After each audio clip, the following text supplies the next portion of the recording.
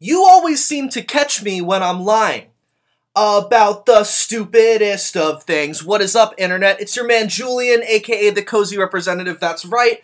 I got a new backdrop. I got a new mic. I bought a ring light. Making upgrades around here. Just trying to slide into the new year more dope and fresh and awesome than ever before. I hope you dig it. Let me know if you like this shit. If not, whatever. Still the same me. Still out here. Still doing my thing. Anyways, let's get down to business, shall we?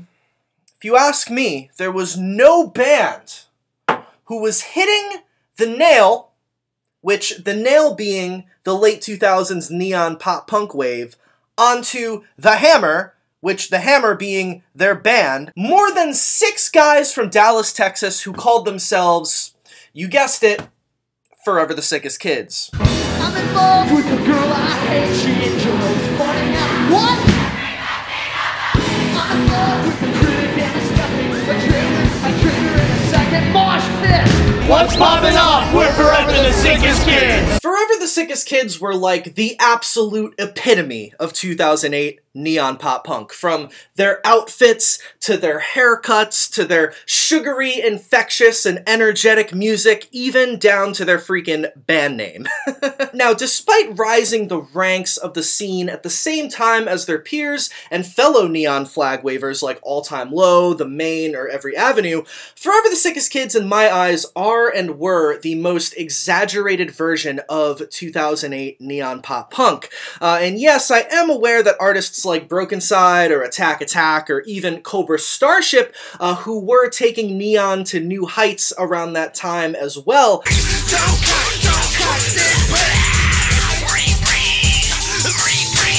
But I'm not talking about crunkcore or dance pop or metalcore. I mean specifically in the pop punk world. I think Forever the Sickest Kids were the most exaggerated version of a 2008 neon pop punk band. You know what I'm saying? 1, 2, 3. Neon! FTSK had the neon turned up to max. They were kind of like, I don't know if this comparison makes any sense, but it does to me. They were kind of like what Lil Xan is in the context of today's emo rap. Forever the Sickest Kids pushed the genres and that current era's, most tacky cliches and stereotypes to the absolute utmost. That's all talking about aesthetic and appearance. It seems to me like there's always been this idea, this perception that Forever the Sickest Kids were just this quote-unquote embarrassing, trendy pop punk band for 14-year-olds from 2008, and there's this perception that they didn't actually have any good music. Bamboozle said we were the most energetic.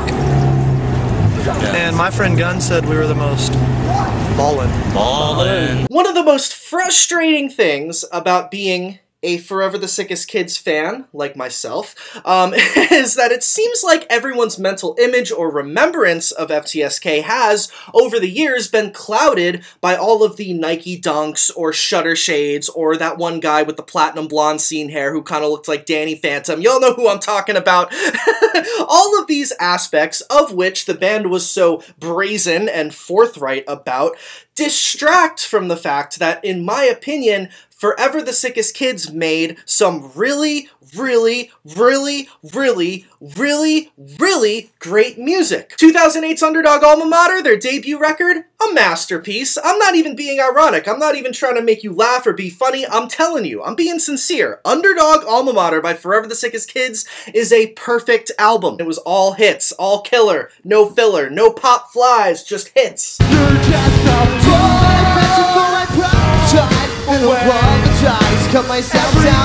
It was influential too, unique, innovative. I mean, fuck, they had 6 members, 3 lead vocalists, a synth player, Caleb Turman's beautiful eyes. Okay. I could sit here all day and tell you all sorts of different reasons why I think Forever the Sickest Kids were a great band, and don't worry, I'm definitely going to do that throughout this video, but today I want to go a little deeper. In case you're new here to my channel, what I like to do is take a band, usually from the 2000s Warped Tour scene, go through their history all the way from start to finish, all the ups, the downs, all the albums, the coming and going of band members, of record labels, the levels of popularity that the band went through, and find out what made them tick and analyze why exactly their career ended up the way that it did. And, in my opinion, not only were Forever the Sickest Kids a very misunderstood and a very great band, but they also had a pretty interesting story. And although after they formed, they blew up super quick and were off to a great start, I think later down the line, in the last few years of their original run as a band, they made some very critical mistakes as a band, which caused them to ultimately burn out just as quickly as they blew up. Technically, they're still a band, and they have played like a handful of reunion shows since 2017, and are also allegedly working on new music, but I want to go back in time today, back to when they were on the rise, releasing Underdog Alma Mater in 2008, and go all the way through each album and try to figure out what they represented, what made them so great, and in some cases, what made them so bad, maybe,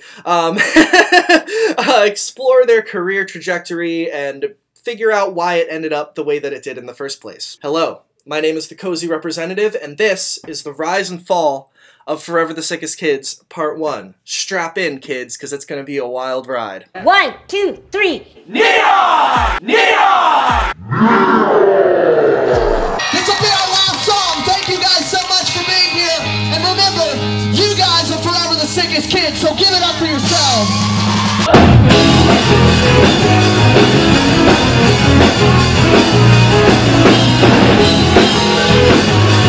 Everybody, get up! She's a backseat driver, a travel provider. It's in the plate of the world. She's a first-class lawyer. Constant forgetter. She's a Hey, before we get into today's video, a quick word from today's sponsor. Oh, man. I am just so tired of wearing the same boring clothes all the time. The same just boring shirts I just keep wearing day in and day out. I swear I've had this shirt for like the last 3 years. Goddamn, it doesn't even have anything on it. Like, I want to leave my house and I want to look cool. I want people to look at me and be like, hey, that dude's the man. I want to party with that dude. Man, has this ever been you? Have you ever ran into this problem? A lack of swag problem? Well, the Cozy Representative, have got the answer for you. I've got the solution. You want to know what it is? Let me tell you. You can go from looking like a boring, basic, plain old, nothing shirt, regular shirt wearing motherfucker to looking like this with the help of Ride or Die Clothing. That's right, Ride or Die Clothing. It's an awesome clothing line out of California. They make super awesome, neon-looking, colorful, poppin', swagalicious t-shirts, kind of reminiscent of all those shirts that your favorite bands on the Warped Tour used to wear in 2009. You know what I'm saying? Super swagalicious. If you want to walk outside and have the whole neighborhood be like, damn, that guy looks fresh. I want to party with that guy. Look at that guy's shirt. That guy must be such an eccentric, interesting individual. You know, with his awesome swag. I want to party with that guy. You should buy some threads for Ride or Die, because not only are they an awesome up-and-coming brand out of California, who are also my friends, but they can also help you look super neon and super fresh and super swagalicious, looking like you're, you know, just stepping out of the tour bus with Artist vs. Poet or something. You're gonna look awesome, man, if you buy some Ride or Die clothing. I wear it all the time. It's part of my daily wardrobe. I love it. And Frankie, the CEO of Ride or Die, is an awesome rock and roll individual, and honestly, his brand deserves the support. So head on over to rideordieclothing.net. That's rideordieclothing.net, and get you some sick threads. Or you can connect with Ride or Die on social media at Ride or Die Brands. That's Ride or Die Brands on Instagram, Twitter, or Facebook. Get connected. There's a podcast that Ride or Die has that I was actually a guest on, and it's super awesome. So check them out. They are today's sponsor and also great friends of mine. So check out Ride or Die Clothing and get you some awesome threads. This message has been 100% the Cozy Representative approved. Thank you, and onwards to today's video. So, first off, I feel like it's a good idea to start things off with a bit of the band's backstory, shall we? Now, like many other bands who came before and after them, Forever the Sickest Kids came together out of the ashes of a bunch of different local bands who various FTSK members were previously a part of. They had all gotten to know each other through the greater Dallas/Fort Worth, Texas area local scene by playing with each other's bands in the early to mid-2000s. Singer Jonathan Cook and drummer Kyle Burns were in a band together in high school called Good Day Joseph. Around the same time, guitarist Mark Stewart and keyboardist Kent Garrison were in a band together called Triumph Over Tragedy, and guitarist Caleb Turman and bassist Austin Bello were in an acoustic emo pop band called Committed. Stuck in my room again. One day's gone, I should have been having fun. Getting caught doing things that were dumb. All three of these bands would often play shows with each other in the local scene. Eventually in 2004, Good Day Joseph and Triumph Over Tragedy both broke up, causing Jonathan, Mark, Kyle, and Kent to come together and start a new band called The Flip Side with their friend Craig Calloway on guitar. Hold your breath and close your eyes. Bite the bullet and say goodbye. Do what you have to when you have to. No questions and no debate. The Flip Side played a bunch of local shows and also released one self-titled EP. Now, The Flip Side were kind of a darker, more emo-style pop-punk band, kind of like Victory Records sounding, you know, kind of like Spitalfield or Old The Audition or something like that. Around the same time, Austin and Caleb's band Committed had also broke up, so they came together and started an electro-acoustic duo called Ben Bradley. We do the worst things. I did what I've never done. So I found a girl. Someone who knows, so I better let her go. And you're not about to leave home, and I'll carry you back to where you now belong. 5605 Rowlett Drive, and safe in the comfort of this family. Whoa. In my opinion, Ben Bradley's songs were amazing and really set the groundwork for what would eventually become the sound and style of Forever the Sickest Kids. Eventually, both The Flip Side and also Ben Bradley ended, and four guys from The Flip Side, Jonathan, Kyle, Mark, and Kent, came together with the two Ben Bradley guys, Caleb and Austin, joining forces officially as one big super band, Forever the Sickest Kids. Craig Calloway, however, who was a member of The Flip Side, did not take part in Forever the Sickest Kids for whatever reason. He did, however, later join the band Artist vs. Poet as their guitarist. You may know them. So, the official Forever the Sickest Kids MySpace account was officially registered on December 23rd of 2006, and by January of 2007, the band was operating and already seemingly in full effect. You see, according to Jonathan Cook, the singer of Forever the Sickest Kids, all of the members of the band were in college. They were all living in the Lang dormitory at Dallas Baptist University, where some of the members were enrolled, while apparently, according to Jonathan Cook, some of the other members were not enrolled at the college and were living at the dorms illegally, which is pretty funny. There's a famous story in FTSK lore that has been passed down from FTSK fans from generation to generation. A famous tale that has always been told regarding the freak accident that happened at the very start of the band, which ended up changing the career of the band, ended up pretty much, like, causing the career of the band, and also ended up changing all of the band members' lives forever. Sit down, my friends, because today I am going to retell this famous tale. As the story goes, apparently just days after FTSK were formed, singer Jonathan Cook apparently accidentally spent $350, which the band did not have, on a highly coveted front page placement of one of their songs on a website called purevolume.com. Now, At the time, Pure Volume isn't around anymore. RIP. But at the time, Pure Volume was a very high traffic website at the time, around the mid to late 2000s, and pretty much was the primary hub, second to only MySpace, where teenagers and young adults who were passionate about alternative music would go to find new artists and also keep up with up-and-coming artists that they liked.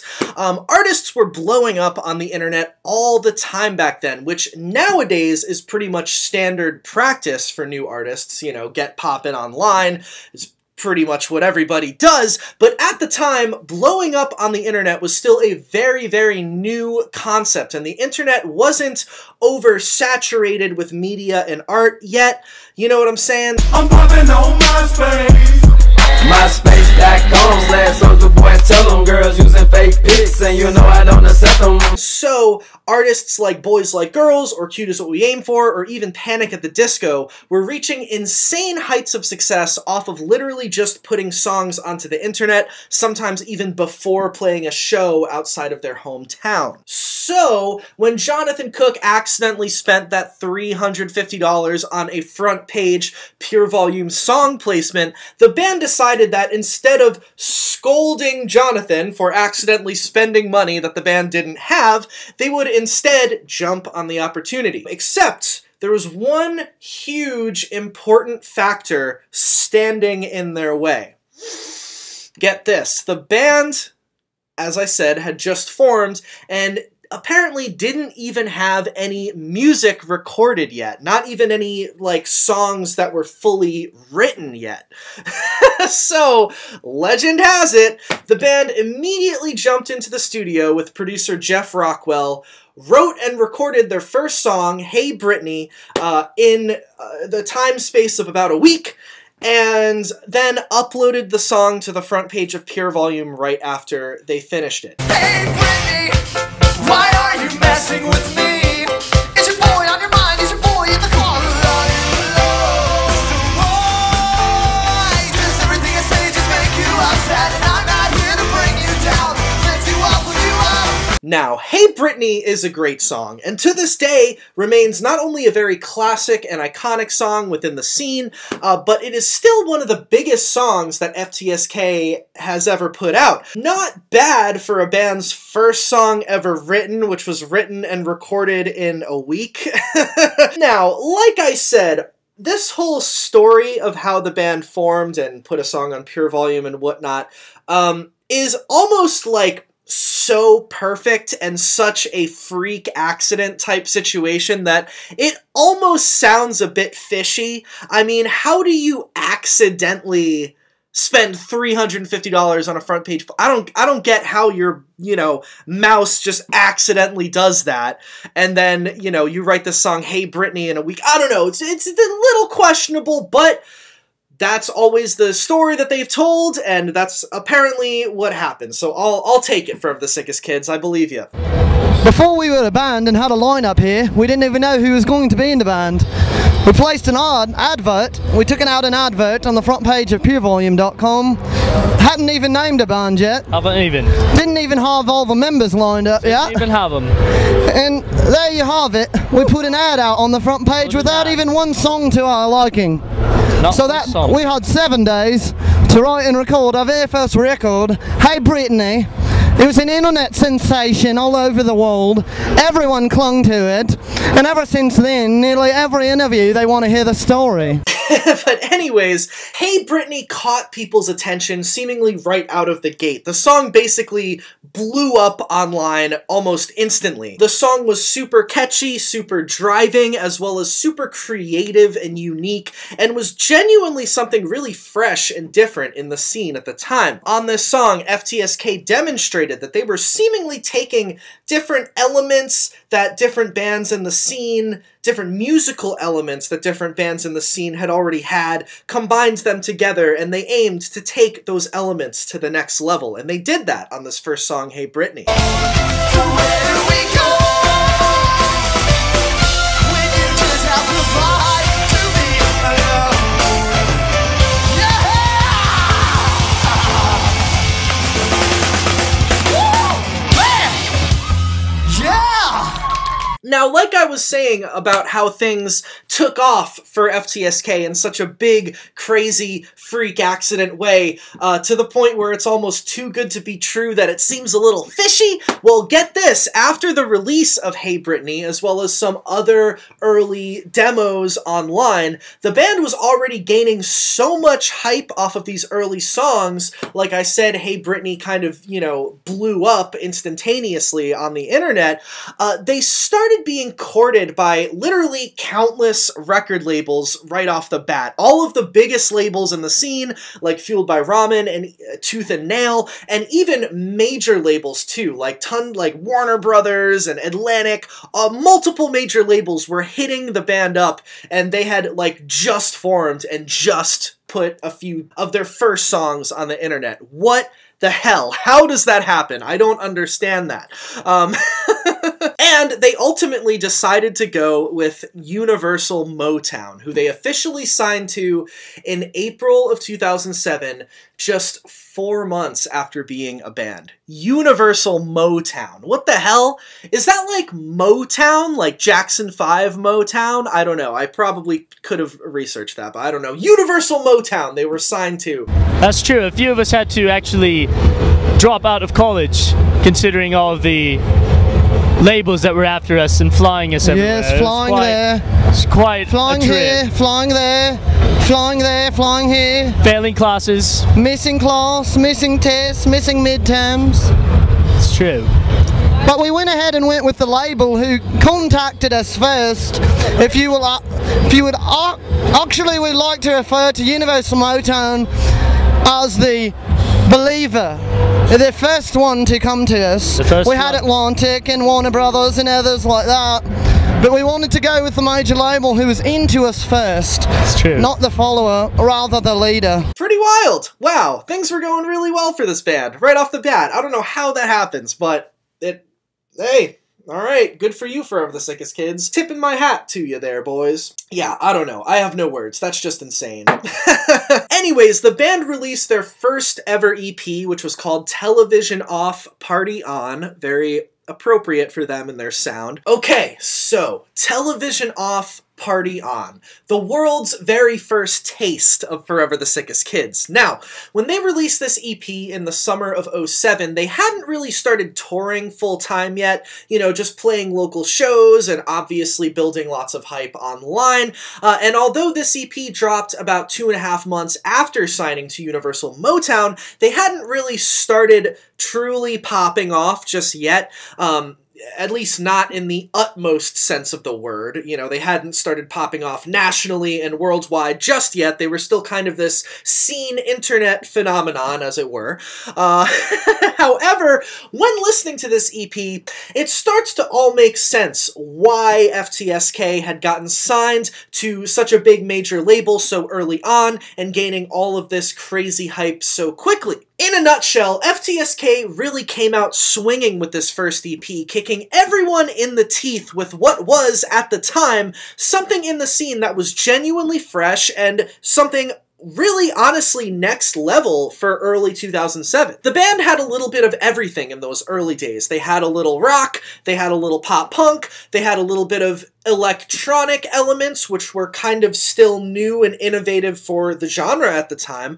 And they even had a little bit of sort of a heavy element, a little bit of easycore action going on in certain places, some minor breakdowns here and there, and some of their darker parts bleeding into post-hardcore just a little bit, while still remaining overall a very sunshiny, sugary, neon pop punk band. Oh, also, in my opinion, one of the coolest things about Forever the Sickest Kids, which often gets overlooked, and it's a shame that this gets so overlooked, is that they had literally 3 lead singers. That's right, 3. Jonathan, Caleb and Austin all sang lead vocals, switching back and forth with each other. When one guy wasn't singing lead, the other guys would be harmonizing, often resulting in beautiful three-part harmonies with each other. To my knowledge, that had never really been done in a pop-punk band before or since, and it worked in such favor for the band. They pulled off having three singers so well, and it was something very unique, which set them apart from the pack. They weren't just another Boys Like Girls. They weren't just another Fall Out Boy. They were very neon and definitely dressed in the goofiest cliche, you know, tacky tropes that the scene had to offer. But musically, I think they were really pushing the envelope and making some truly great, truly poppin' and innovative music at the time, all the way back to their first EP, Television Off, Party On. Now, like I was hinting at earlier, 2007 and 2008 might have been the peak of the neon pop-punk wave that FTSK had rolled in on, which had been kicked off, in my opinion, around 2005 when a bunch of energetic and innovative albums by new bands who were taking the labels pop-punk and emo to new places musically and to new heights, both in the underground as well as in the mainstream music world, such as From Under the Cork Tree by Fall Out Boy, All We Know Is Falling by Paramore, Chroma by Cartel, Almost Here by The Academy Is, and Commit This to Memory by Motion City Soundtrack, just to name a few, Phantoms by Acceptance. I could go on and on and on. Now, in my opinion, this new wave of pop-punk bands birthed the quote-unquote neon era of the genre, which led to a major label signing frenzy with bands like Panic at the Disco, Boys Like Girls, or Cute Is What We Aim For to be scooped up by big labels and, you know, have albums that blew up extremely quickly and received, you know, big MTV hits with regular radio rotation within the first, like, year of being a band. I'm pretty sure that happened to actually all three of those bands, Panic at the Disco, Boys Like Girls, and Cute Is What We Aim For, which is pretty interesting, and that was all in 2006. So obviously, the genre was thriving, was poppin', and this was happening to neon pop-punk bands left and right around this time. Neon was officially a cash cow, and in early 2007, Forever the Sickest Kids' debut EP, Television Off, Party On, was practically like a freaking wet dream for all of the record labels desperate to find the next Fall Out Boy. It was next level. It was next level. I'm telling you. Telling you. It sounds goofy now, but for early 2007, Forever the Sickest Kids were pushing boundaries, my friends. Time to take a sip of water. Now, one of the crazy things about the Television Off Party On EP is that 3 of this EP's 5 tracks, Believe Me I'm Lying, She's a Lady, and Breakdown, all of which also had appeared on FTSK's debut full-length in 2008, are still to this day 3 of some of the biggest songs that the band has ever had. Despite being FTSK's first EP ever, you know, maybe it's due to the fact that they had all been playing in bands together for years before FTSK, but they already walked with the swagger of a seasoned band who had been in the game for years and already sound like a well-oiled machine. This didn't sound like a band's first EP. This wasn't some rookie shit. This was like some seasoned, you know, fully fleshed out music happening here on Television Off Party On. They knew their shit. They knew how to pen these insanely catchy, jam-packed, flashy, infectious neon pop punk songs. Innovative, too. Like I was saying, the amount of creative shit they were doing with their synth lines and 3 vocalists rivaled any of the biggest bands in the scene at the time, period. FTSK weren't fucking around. Now, FTSK also pioneered something that I like to call Saturday morning cartoon core.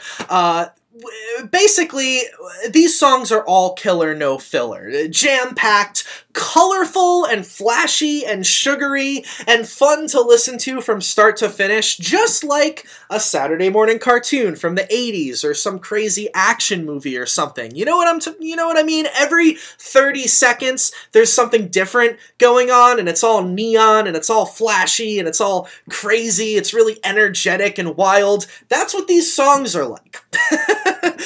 Some other albums that I consider Saturday morning cartoon core would be, I don't know, Someday Came Suddenly by Attack Attack, or maybe You Can't Spell Slaughter Without Laughter by I Set My Friends on Fire. But seriously though, these FTSK songs are like fully fleshed out. There's nothing half-assed about them. Every section is great. Their bridges are insane. Like, every single part of each song is like fully fleshed out, and there's something interesting and fun going on throughout the whole time. They did not half-ass these songs at all, and they were very good at crafting these songs. These songs were developed and seasoned and ready to go. FTSK, like I said, were kicking everybody in the teeth right from their inception. They had everything they needed right off the bat to beat the competition, whoever that may be. Which immediately put them at a different level than most of the other bands at around that time, and is why they exploded so quickly. They not only had great songs, but within an oversaturated scene, they had innovation, they had a new way of doing the genre that hadn't really been explored before, they had the thing that was the next level of it. They were like all-time low on steroids. For example, at the time, AbsolutePunk.net, RIP, said this about the EP. Quote, "It's the type of feel-good music that'll give you the urge to dance your little hearts out and even give people who are sick of the genre a new reason to listen to it." Amen. So, after a small tour with the band Valencia and Self Against City in the spring of '07, FTSK hopped on the Vans Warped Tour that summer for a string of shows. She's a backseat driver, a drama provider, an instant update of the world. She's a first-class liar, a constant forgetter. She's a ticket bucket. Around this time, while the band was touring in support of their first EP, they also released a couple rare, exclusive EPs as well, one of them being the Sickest Warped Tour EP, which was an exclusive EP meant to be sold on their 2007 Warped Tour run, which featured 3 tracks from the Television Off EP, as well as Hey Britney and a brand new acoustic song called Coffee Break. In early '08, FTSK also released the Hot Party Jams EP, which was sold exclusively at Hot Topic. It contained 2 new songs, one being That For Me and the other being the Party Song, as well as 4 video webisodes featuring footage from FTSK's live shows and footage of them goofing around at Warped Tour and things like that.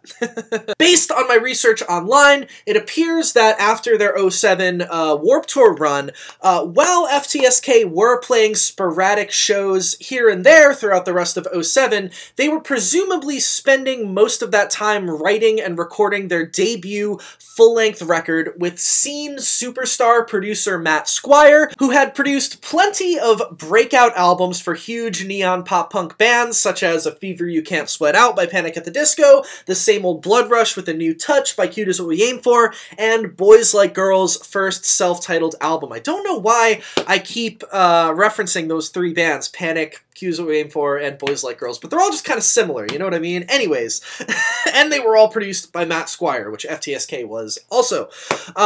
Meanwhile, while FTSK were writing and recording their first album, the hype for FTSK was still continuing to hit unimaginable heights online, with their MySpace profile reaching an astonishing 1.5 million profile views by October of 2007. Holy cow.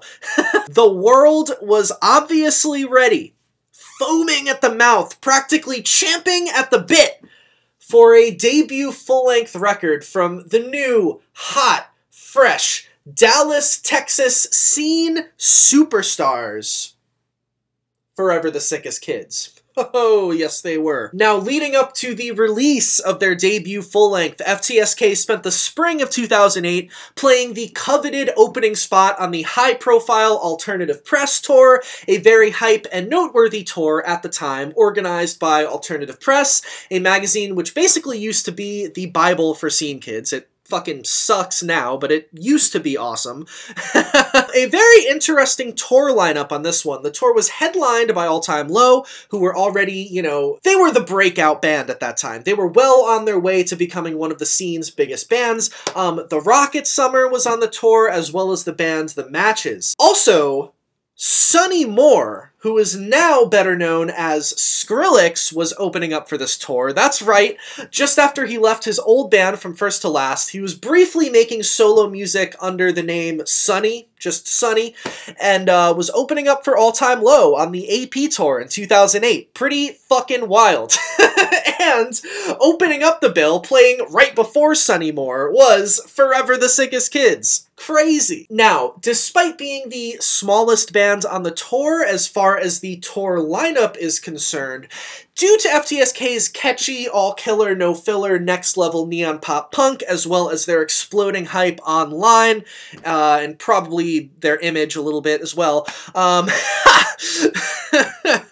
according to Alternative Press founder Mike Shea, FTSK were quite literally blowing up before everybody's eyes on this tour, and most nights they were apparently selling just as much merch as headliners All Time Low. And yes, that means more merch than Sonny Moore, aka Skrillex, which is crazy. I mean, obviously that was before he blew up, but, you know, just to think about that, that's, you know, technically, that's wild. You know what I'm saying. And to add a cherry on top to this delicious, sugary, neon hype sundae that was Forever the Sickest Kids in 2008, right as the 2008 spring AP tour was coming to a close, FTSK's highly anticipated debut full-length record, which was entitled Underdog, Alma Mater, was officially released on April 29th of 2008 through Universal Motown Records, just about a year and a half after FTSK had initially formed. And let me tell you, this record packs quite a punch. Thank y'all so much for being here. We got a few more for you. This song's called Whoa, and we put it on our MySpace 3 days ago, so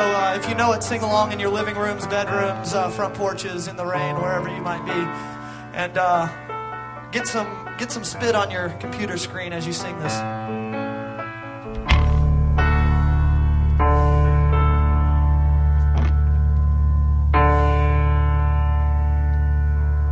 This one goes out to the whole state of Texas.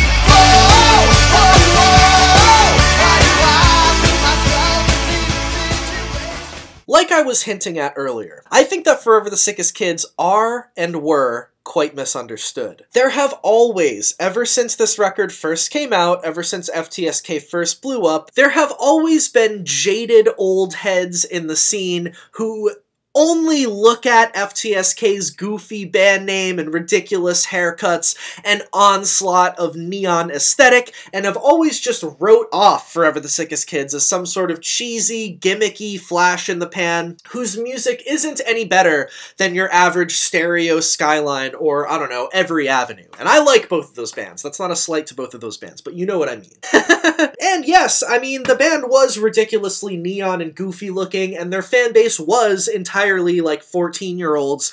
So, just like a lot of the neon pop punk acts from that time, besides the kids who loved the music, a lot of the older people in the scene just completely wrote it off. To the elitists, FTSK were 100% not legit. They were, to them, just a neon embarrassment, as it were. Similar to an Attack Attack or something like that. Not as extreme as Attack Attack, but you get the picture. But to me, I've always found this a huge injustice. And in my opinion, not only is Underdog Alma Mater one of the most underrated albums from the late 2000s neon pop punk wave, it might actually be my personal favorite album from the late 2000s neon pop punk wave, straight up. I'm not even just saying this, I literally think it's a perfect album, front to back. I think people often grossly overlook the innovation presented on this record, as well as the influence that this record had on the Warped Tour pop punk scene as a whole. First off, Forever the Sickest Kids were kind of on the forefront of the synth pop wave. Back in 08, you know, FTSK and Cobra Starship, for example, were ushering in the pop punk with synths and electronica type of music, which also, you know, was ushered in with, you know, Panic at the Disco's first record. They had electronics on there. Motion City Soundtrack had a synth player. It wasn't, you know, Forever the Sickest Kids didn't invent this, but if you ask me, they were really on the forefront of pushing pop punk and scene music with added electronic elements to new boundaries and to new heights. Which was very important for the scene. Because, for example, this type of music, pop punk with synths and electronica, ended up becoming a very popular trope for mainstream pop rock acts later on, and then obviously in the late 2000s, the utilization of synthesizers and synth pop completely took over on the Warped Tour, obviously with electronica acts like the Ready Set, and even crunkcore bands like Broken Side, and then you had it evolve into like synth with metalcore type thing with bands like Attack Attack or Icy Stars and all that sort of shit. I've always thought that FTSK were kind of on the forefront of this budding neon synth pop wave, especially on their first record, so there you go, innovation. As I've already said in this video, but I just need to reiterate, 3 lead vocalists. 3 lead vocalists, come on.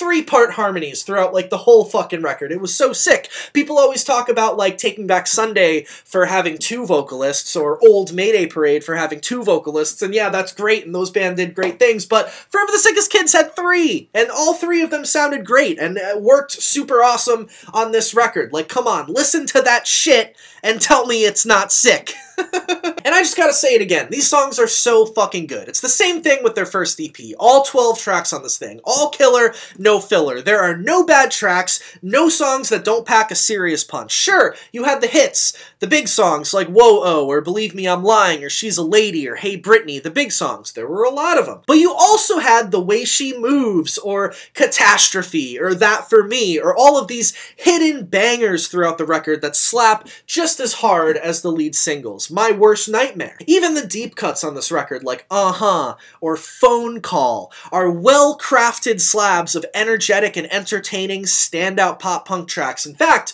Phone Call, which was a bit of a deep cut on this album, is probably my favorite track on this whole record. This record never lets up. Every section of every song packs a huge punch. You'll never get bored listening to this record, and you'll never stop having fun. There's really not much that I can say about this record that I didn't already say about their first EP. It's jam-packed, it's great from start to finish, it's Saturday morning cartoon core, it's sugary and neon and mac and cheese and fun and energy throughout the whole thing, but genuinely, really, there's so much life in this record, there's so much urgency in these songs. It almost feels like every song on this record, except for maybe Uh-Huh or the acoustic song Coffee Break, could be the lead single. It's like an album of all singles from start to finish. It runs as if you're listening to a greatest hits album of sorts. Let me put it this way, every song on this record sounds like it could be the lead single off of a not as great pop punk band's record. You know what I'm saying? Okay, anyway, I could go on and on and on about how much I love Forever the Sickest Kids, and how much I love Underdog Alma Mater, and how overlooked I think this record is, and how underrated they are, and so on and so forth. You get the picture by now. I think Forever the Sickest Kids' older music is amazing. I've made my point.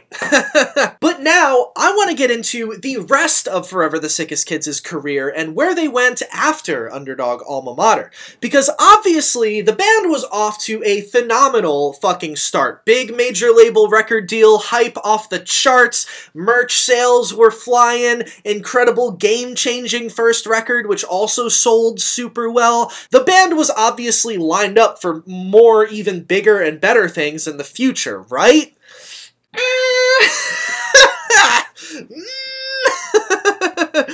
although the band rode into the scene on a golden pony, I do think that FTSK made some very fundamental mistakes very early on when it came to the business side of things and also kind of the music side of things as well. Obviously, FTSK were really great at creating the initial hype for themselves and blowing up right off the bat, but it turned out that they didn't end up being as skilled at keeping that hype and maintaining it. And all of this started after the touring cycle for Underdog Alma Mater. And get ready, because we are going to analyze all of it. So, following the release of Underdog Alma Mater, the band spent the summer of '08 on yet another run on the Vans Warped Tour. Then, in the fall of '08, they went out on the Sassy Back Tour, which they co-headlined with fellow neon synth titans Cobra Starship, with opening acts Sing It Loud and Hit the Lights. I actually saw them on this tour, and it was fucking epic. Next, they spent the spring of 2009 out on the Bamboozle Roadshow tour. Remember those Bamboozle Roadshows back in the day? Those were cool.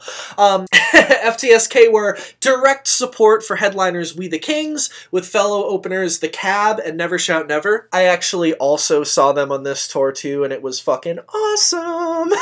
Next, FTSK embarked on yet another year on the Vans Warped Tour in the summer of 2009, their third year in a row playing the tour, and at this point you could say that FTSK were kind of starting to hit their peak, or their ceiling, if you will. Underdog Alma Mater was selling super well, and FTSK had quickly hit the point where they were definitely one of the biggest names in the neon pop-punk scene at the time. Things were even starting to look like they were beginning to tip into mainstream success for the band. For example, in 2009, they released a version of one of their biggest songs called Whoa-Oh, featuring guest vocals from Disney star Selena Gomez. Now, although the band did not have a Sugar We're Going Down or an I Write Sins Not Tragedies caliber mainstream crossover type hit, by the summer of 2009, FTSK were starting to pretty much hit the ceiling as far as how popular you could possibly get as a Warped Tour pop-punk act, so it only made sense that some sort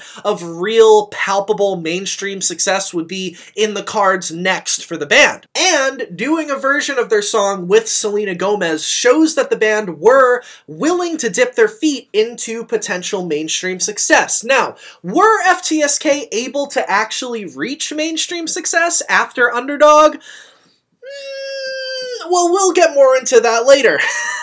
But as of the summer of 2009, it was looking like a huge MTV radio hit wasn't too out of the question for the band to achieve. Oh, also, it would be foolish of me not to mention that in the summer of 2009, the band had released the official deluxe edition of their album Underdog Alma Mater, unlike a lot of other bands' deluxe editions from around this time, which usually were honestly pretty skimp deluxe editions featuring maybe a remix of a song and like 2 acoustic songs, all of which originally appeared on the album or whatever, not exactly being much bang for your buck. FTSK's Underdog Alma Mater Deluxe Edition featured 29 total tracks, 13 of which being the songs that appear on the original album, plus 15 bonus tracks. That's right, 15. That's a lot. That's like a whole double album, maybe even longer.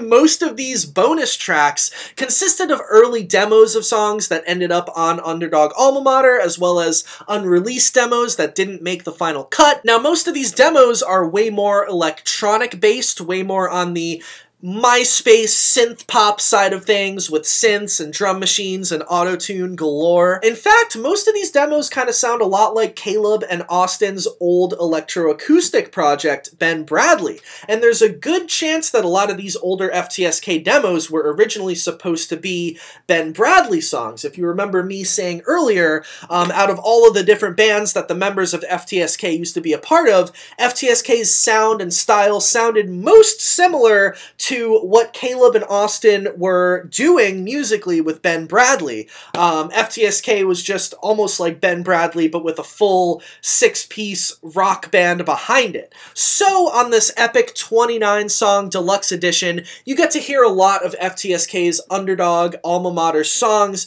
but in the original electroacoustic synth style of Ben Bradley, which is really cool. Plus there's tons of other cool tracks and goodies hidden on this deluxe edition, and it was a great way for the band to come out with something new that summer and also breathe some new life into the record in the summer of 2009. Also in the summer of 2009, besides poning noobs with the epic deluxe edition of Underdog Alma Mater, the band also started announcing in interviews on that summer's Warped Tour their plans for releasing brand new music. Instead of what doing most bands would traditionally do, and hit everyone hard with a sophomore full-length release sometime in 2010, which is kind of what I think the band actually should have done, but more on that later, the Kids, forever the Sickest Kids as it were, announced that they would be instead releasing a series of 3 EPs. Have you decided on an album title or cover art for the new album? Yes. You want to run them down on the whole story? Anyone? I would like to do the album. Yes. We're going to name the first one Friday, the second one Saturday, the third one Sunday, and we'll call the series The Weekend. It was either that or... Why are you laughing? It was Friday, Saturday. It's a great name. Oh, okay. That's what it's called. It's called The Weekend. The Weekend. The first part is called Friday. We're splitting a picture and cover art has something to do with the day Friday, but you're not going to know until you see it. And not the, Can I get not a the movie Friday. No, Yeah. TGIF. Not the movie Friday. Okay. Yeah. But the day Friday. Can I give you a hint? Yeah. Legacy Church of Christ and Fort Worth Christian School. He's coming up on it. No more hits. The first EP would be called Friday, and it would be coming out by the end of 2009. The second EP would be called Saturday, and the third one would be called Sunday. And altogether, this series would be called The Weekend. That's right. Yeah. Now, I understand why FTSK decided to do this 3 EP tactic, and it makes a whole lot of sense on paper, I think, like in theory. Instead of, one full-length record coming 2 years after the first, the fans will instead get more music in a quicker amount of time, and for the next year and a half, or however long the duration of the Weekend series lasts, FTSK fans will be getting constant new music from the band, and the band can stay out on the road and always have fresh new music to promote all at once. You know what I mean? Sounds like a fairly decent plan, right? Well, I actually think that this decision to make 3 EPs in lieu of a second full-length is the first of a few different fundamental mistakes that FTSK made along the way. Now, before we go more into that, let's talk a little bit more about the first EP in this The Weekend series that FTSK released. The EP in question, entitled The Weekend Friday, was officially released on November 17th of 2009 through Universal. Most of the songs were recorded by Matt Squire, who had also previously produced Underdog Alma Mater, as you know, because I was talking about it. No, I just can't help myself. She likes to fight and make up. She likes to be alone. She likes the heartache of a breakup. She likes to be my bittersweet love.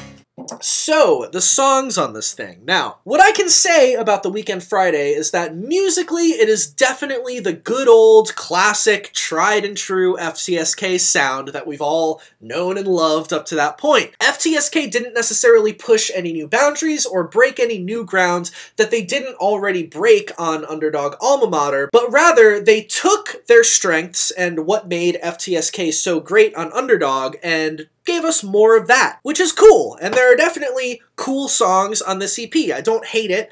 However, this is where, this is, in my opinion, like the start of where FTSK's master plan to keep the new music coming with these 3 EPs kind of starts to crumble a little bit. This is the first flaw in that plan. The Weekend Friday EP, unlike the great Underdog Alma Mater, sounds hella rushed.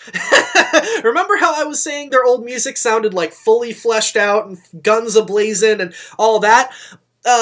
The Weekend Friday is like a rushed version of their early shit. While the songs are pleasant and they sound like FTSK, there are no songs on this EP that are really as standout or as fleshed out or as enticing or innovative as anything on Underdog, Alma Mater, or even Television Off Party On, or even Hot Party Jams for that matter. The only song that maybe comes close is one of the singles on this EP, which is She Likes Bittersweet Love. But other than that, you know, Do or Die is kind of a lackluster opening song. Tough Love and Take It Slow are cool. You know, I loved this EP when I was like in middle school. I was in 7th grade when this dropped, and it was awesome. It was like, you know, I loved FTSK. The songs are good FTSK songs, but they kind of just sound like Underdog Alma Mater B-sides, you know? Then there's the song Hip Hop Chick, which is a fun, goofy song about falling in love with the girl who only listens to hip-hop while you only listen to rock. Cool.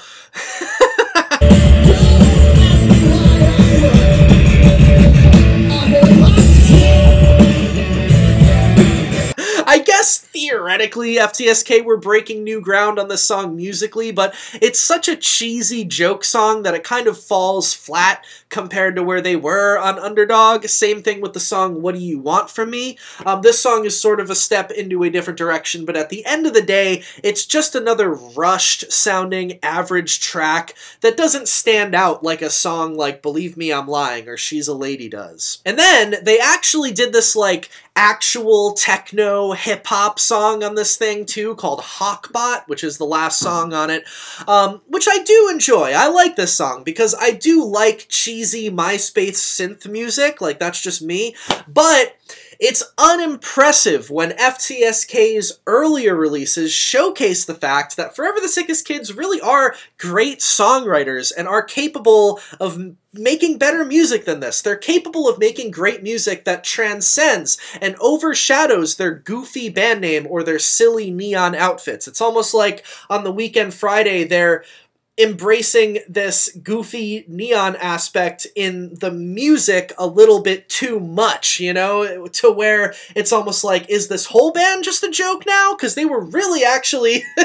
genuinely onto some awesome shit on their, you know, their previous material, you know what I mean? Now, while Underdog Alma Mater was truly a great record, which showed that the band were really here to take over and take neon pop punk to new places, the Weekend Friday in comparison is simply just kind of mediocre, and kind of a letdown considering it's the follow-up to an album as standout and as classic as Underdog Alma Mater. It's kind of like when Mayday Parade followed up A Lesson in Romantics with Anywhere But Here. Remember that? Like, Anywhere But Here is, you know, it's a fine album. It's alright, whatever. I do enjoy it, but compared to the greatness that was A Lesson in Romantics, it's like, really? You're gonna follow up this work of art with, like, this watered-down thing? I don't know. You know, there's a right and a wrong way to follow up a great album. Taking Back Sunday are a great example. You know, their early records, Where You Want to Be is a great follow-up to Tell All Your Friends, and Louder Now is a fantastic follow-up after that. Or look at old Fall Out Boy, too. I mean, fuck, Take This to Your Grave, into Cork Tree, into Infinity, and then into Folia Do. That's like a perfect discography right there. They just continued leveling up and getting better at what they did with every record. And now we have Forever the Sickest Kids over here, who almost kind of seemingly blew their load too quickly by putting everything they had into Underdog Alma Mater, and then put out this decent yet kind of rushed and kind of bland EP the following year. You get where I'm going with this? And not only were the songs on Friday kind of rushed and less stand out than their older material, but from what I remember, the Weekend Friday did not make nearly as big of a splash or as big of an impact in the scene as their older releases did. In fact, by the time Friday came out, it was almost 2010, and the super lucrative exploding neon wave, neon tsunami as it were, that FTSK had originally rode in on was on the brink of becoming outdated and irrelevant. The scene was about to die, whether they realized it or not. Where were FTSK gonna fit into a world where neon is outdated? They didn't really set themselves up for that kind of longevity with their everything, their look and their name and everything that I, have been mentioning. The Weekend Friday is an awkward release because not only has the band, as I've said, pretty much already hit the ceiling as far as how popular you can get as a band on the Warped Tour, the neon wave was just about to start dying, and in another year or so, big record labels will no longer be looking for the next Fall Out Boy or the next big pop punk band, and in fact, rock bands like Forever the Sickest Kids or All Time Low, or even like rock bands with guitars in general, won't be getting on MTV or on the radio anymore, or potentially receiving that any level of mainstream success at all because, Warped Tour bands or rock bands in general getting on the radio and becoming mainstream celebrities was, for the first time, about to be a thing of the past. The whole cultural landscape, the whole cultural zeitgeist was about to change, and the tsunami-sized wave of neon hype that FTSK had rolled in on was essentially about to dry up, whether they realized it or not. And now, all they had was this kind of underwhelming EP, which on the cover had the 6 of them running down the front stairs of what appears to be a high school, throwing their books and papers to the side as they flail their arms because, according to the EP title, it was, after all, Friday, which totally isn't a weird or cringy album cover considering that all of the members of FTSK were definitely over the legal drinking age at this point. In fact, I know for a fact that frontman Jonathan Cook was actually 25 years old when this EP dropped, so, totally not a weird album cover there at all. Totally not buying into the about to be outdated and dead neon gimmick even more than they should have been. FTSK were kind of at a strange place once this EP came around, and it's possible that they didn't even realize it. I mean, the boys probably had stars in their eyes at this point. So far, everything that they had done as a band had worked out amazingly. Their career was obviously off to a great start, and so far everything had gone right. Everything had gone exceptionally, shockingly well for them. And there's a good chance that the members of FTSK were probably blinded by this at the time. I mean, they might have just figured that since everything had gone so well thus far, they could just, it's not like things were gonna start going wrong. Like, things are obviously gonna keep being great, right? They could just keep pumping out neon FTSK music and they would always be on top and nothing would go wrong. But starting with the Weekend Friday EP, the Neon Boys and FTSK were about to find out something truly painful. Hype does run out. Trends die. Success is fleeting. Not every decision is the right decision. Just because your band has been going well for the last couple years, that doesn't mean it's just gonna always keep going well forever until the end of time, And you really, just at the end of the day, you can't be at the top of the chain forever. Even if you are forever the Sickest Kids.